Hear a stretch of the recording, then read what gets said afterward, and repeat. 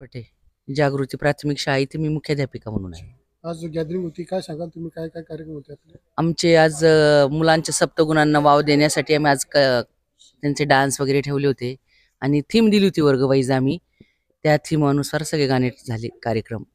गणेश वंदना होते, शिवाजी महाराजांचे पोवाडे, शिवाजी महाराजांचं प्रतापगडाचे गाणे, परत देशभक्तीपर गीत, सेवालाल त्यांचं गीत, परत लावणी, इतनी सी हसी लहान बालवडीच्या मुलांचं गाणे, परत कोळी नृत्य, परत शेतकरी आत्महत्या जे करतात ना त्यांचे ते दाखवलेलं गाणं, अजून देशभक्तीपर गीत आणि भारूड होतं एक.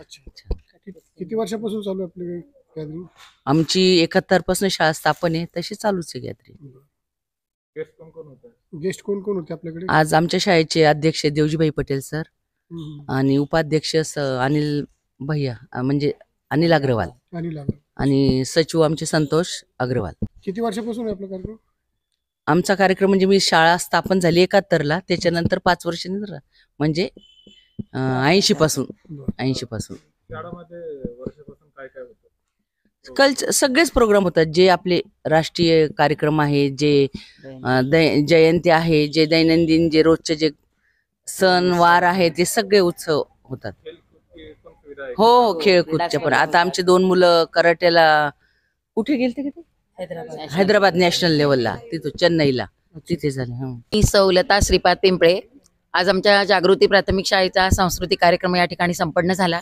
सांस्कृतिक कार्यक्रमात विद्यार्थ्यांनी विविध गुणदर्शनाचा कार्यक्रम या ठिकाणी सादर केला.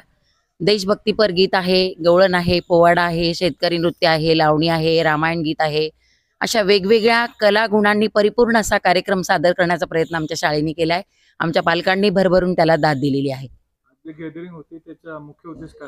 मुख्य उद्देश म्हणजे विद्यार्थ्यांच्या अंगी असलेल्या सुप्त गुणांचा विकास व्हावा, नैतिक मूल्यांचा विकास व्हावा, विद्यार्थ्यांना आनंद मिळावा. शाळेचा एक सहशालेय उपक्रम म्हणून आम्ही तो आयोजित केलेला होता. मुलांनी मोबाईलकडे लक्ष देताना सहसा अभ्यासामध्ये चांगल्या प्रकारे लक्ष द्यावं, काय आवाहन करणार तुम्ही त्यांना? आमच्या शाळेत तर समस्या अशी आहे की मुलांकडे मोबाईलच नसतात, स्मार्ट मोबाईल नाहीच आहे.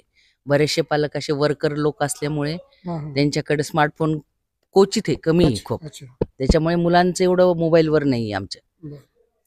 आणि सप्तगुणांना वाव देण्यासाठी आमची मुलं कधी पण तत्परच असतात आणि त्यांना सांगायची गरज नाही पडत. त्यांना बहुतेक एकदम बोलले की लगेच कॅच करतात शिक्षक लोक.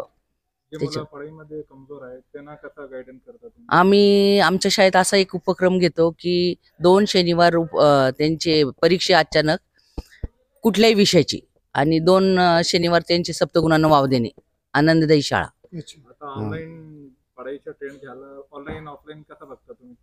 आमच्याकडे ऑनलाईन पण शिक्षिका बघतात आणि ऑफलाईन पण बघतात, दोन्ही आमच्याकडे सुविधा आहे. प्रत्यक्ष ऑफलाईन, कारण ऑफलाईन शिकवल्यामुळे मुलांकडे प्रत्यक्ष आपलं लक्ष जातं आणि शिक्षकांना कळतं की कोण मुलगा कशात जास्ती निपुण आहे आणि कशात कमी आहे, त्याच्यामुळे ते लक्ष देतात.